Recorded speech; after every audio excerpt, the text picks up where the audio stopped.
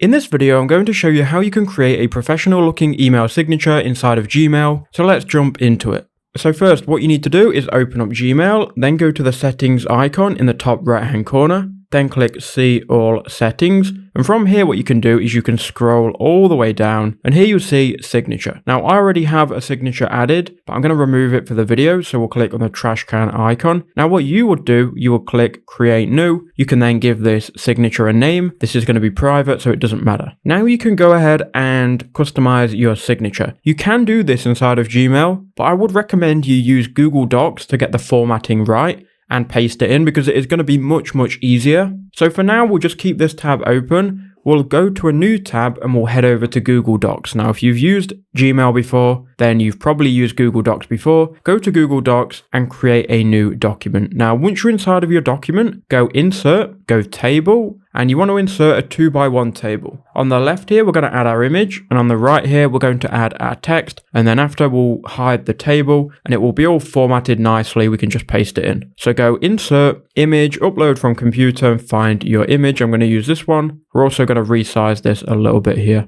Now you are going to have to play around with the customization of this and kind of create something that you're happy with. And do remember that you've got to add this and test this and just make sure it works in Gmail. But nonetheless, add your image, then add like your name and whatever other information you want to add.